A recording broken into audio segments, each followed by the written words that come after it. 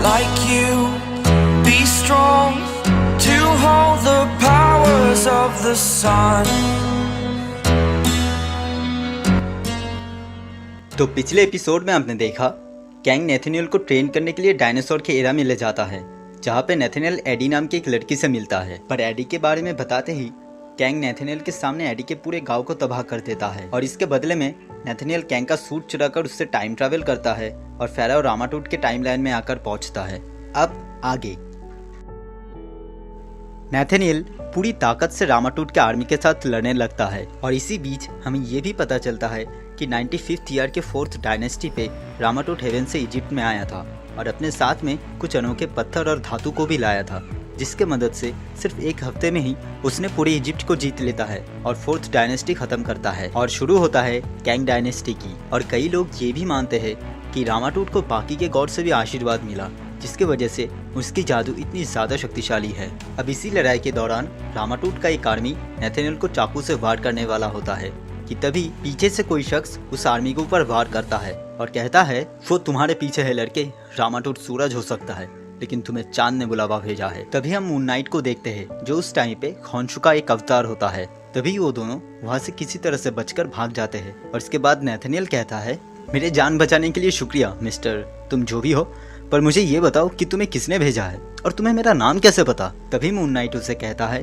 रात का हर एक लफ्ज सच होता है, तुम एक योद्धा हो जो समय से परे आसमान से आया है प्राचीन इजिप्ट को बचाने। अगर आप यहाँ पे मून नाइट को लेकर कंफ्यूज हो तो मैं बता दूं कि खॉन्शु के कई सारे अवतार रह चुके हैं जो समय के साथ साथ बदलते रहे। तो ये वाला मून नाइट उस टाइम पे खॉन्शु का कोई एक अवतार था। इसके बाद मून नाइट नेथनियल को रामाटूट के साम्राज्य के सामने ले जाता है। तभी नेथनियल मून नाइट से कहता है, अगर तुम्हें लगता है कि तुम ये सब अकेले रोक सकते हो तो तुम गलत हो, मैं सालों से इसके बारे में पढ़ा हूँ, जाना हूँ। जवाब में मून नाइट कहता है, उसने पूरी सृष्टि को ही अपना सल्तनत बना लिया है। तब नेथनियल कहता है, पर मुझे माफ़ करना, मैं वो शख्स नहीं जिसकी तुम्हें तलाश है, तुम्हें शायद रीड रिचर्ड को ढूंढना चाहिए, सिर्फ वही है जो ये सब ठीक कर सकते हैं, मैं नहीं, और वैसे भी मेरा सूट अब टूट चुका है। इसके बाद मून नाइट नेथनियल को खॉन्शु के स्टैचू के सामने ले जाता है और कहता है, खॉन्शु के सामने सच सच बताओ कि तुम यहाँ क्यों आए हो। जवाब में नेथनियल बोलता है, मैं बस उससे भागना चाहता था जो मुझे एक गुलाम बनाए रखा था। इसके बाद मून नाइट उससे पूछता है, तो क्या हुआ, हम सभी किसी न किसी के सामने झुकते हैं, जैसे कि मैं रवोना चांद के देवता खॉन्शु के सामने झुकी हूँ। अब ये नाम सुनकर नेथनियल पूरी तरह से चौंक जाता है क्योंकि इसी नाम का जिक्र कैंग ने नेथनियल से किया था। तभी नेथनियल अपना नाम बताता है, जिसके बाद रवोना कहती है, इस घर में कोई भी खाली हाथ नहीं लौटा, झुको और खुद को सौंप दो चांद के देवता खॉन्शु के सामने और देखो जो वो दिखाता है। इसके बाद नेथनियल खॉन्शु की तरफ देखकर मन ही मन में कहता है, मुझे गॉड्स पे यकीन नहीं है और मैंने कईयों को मारा है। इसके बाद नेथनियल को याद आता है एडी के साथ बिताए हुए पल, कैंग के रवोना के बारे में बताना और कैंग के उस पूरे गांव को तबाह कर देना। इसके बाद नेथनियल फिर से कहता है, मैंने बहुत कोशिश की थी भागने का और खुद को वादा किया था एक हीरो बनने का, कैंग को हराने का। इसके बाद नेथनियल जो अब पूरी तरह से आयरन बन चुका था और मून नाइट दोनों मिलकर रामाटूट के आर्मी का सामना करते हैं। इसके बाद हम नेथनियल और रवोना को एक साथ बात करते हुए देखते हैं। तब रवोना नेथनियल से पूछती है, क्या तुम्हें पता है कि तुम कहाँ से आए हो। जवाब में नेथनियल कहता है, जिस टाइम से मैं आया हूँ मुझे वो सब पता है, सब याद है। इसके बाद रवोना कहती है, अगर किस्मत में नहीं होती तो मैं खुद को भी नहीं जान पाती, मुझे बस इतना याद है कि मेरे पेरेंट्स भी खॉन्शु के अवतार थे। इसके बाद वो दोनों एक दूसरे को किस करते हैं।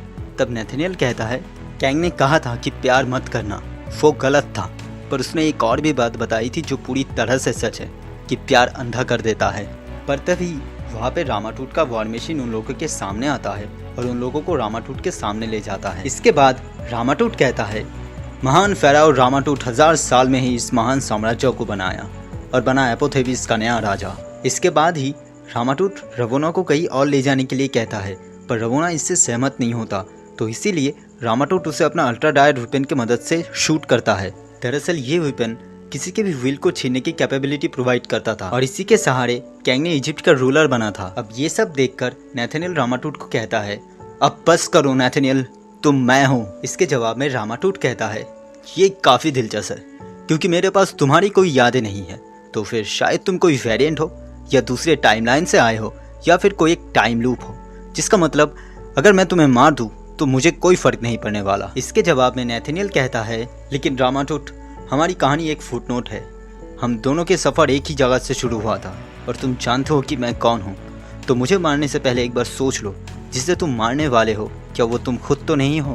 अब ये सुनकर रामाटूट कहता है, तुमने बिल्कुल सही कहा, तुम्हें मार नहीं सकता पर तुम्हें इस्तेमाल तो कर सकता हो। और इसके बाद रामाटूट अपने अल्ट्राडाइड वेपन से नेथनियल के ऊपर शूट करते हुए कहता है, तुम वो हो जो यहाँ के लोग हमेशा से चाहते थे।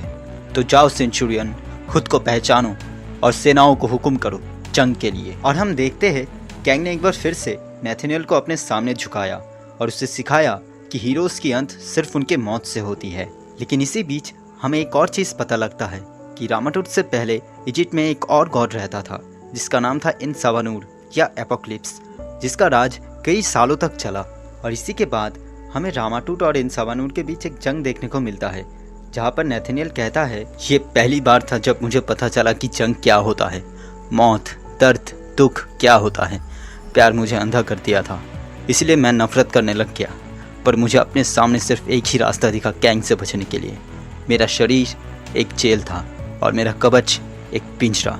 तो मुझे कैंग से बचने के लिए इन दोनों का टूटना ज़रूरी है, चाहे फिर दर्द कितना भी हो। मैं कैंग से बदला लूँगा। इसी के बाद हमें ये पता लगता है कि कैंग डायनेस्टी का ये चौथा साल था जब सुपर हीरोज़ दूसरे टाइमलाइन से आएंगे, यहाँ के लोगों को कैंग से बचाएंगे और ये सब ठीक करेंगे। इसके बाद नेथनियल हमें कहता है, रामाटूट के यहाँ से जाते ही उसका साम्राज्य बिखर गया। इनसावानूर ने वो सब छीना जो उसे चाहिए था और बाकियों को जला दिया। रवोना का कोई निशान नहीं मिला, जैसे वो मिट गई वक्त के साथ। और मैं खुद को दिलासा देते रहा, पर मुझे पता था कि कैंग अब भी जिंदा है, एक फेराव रामाटूट के तौर पर ना सही, बल्कि 31st सेंचुरी के कॉन्करर के तौर पर, जो जल्द ही लौटेगा। पर मैं कैंग को जीतने नहीं दूंगा और ना ही उसका परफेक्ट वर्जन बनूंगा। इसके बाद हम नेथनियल को किसी के सामने झुककर कुछ कहते हुए देखते हैं और वो कहता है, आपका और मेरा दुश्मन भाग चुका है, पर आपकी ताकत और मेरे ज्ञान की वजह से हम लोग साथ में उसे हरा सकते हैं। तभी हम देखते हैं वो कोई और नहीं बल्कि एपोक्लिप्स खुद है, जो कहता है, मैं उसका इंतकाम बनूंगा। तो दोस्तों, आपको कैंग द कॉन्करर के सेकंड एपिसोड कैसा लगा नीचे कमेंट कीजिए। अगर वीडियो अच्छी लगी तो प्लीज़ लाइक कीजिए, शेयर कीजिए दोस्तों के साथ, और चैनल पे नए हैं तो प्लीज़ सब्सक्राइब कीजिए। मैं जल्दी और भी नए वीडियोस लेके आऊँगा, तो मिलते हैं आपके साथ नए वीडियो में। तब तक के लिए गुड बाय।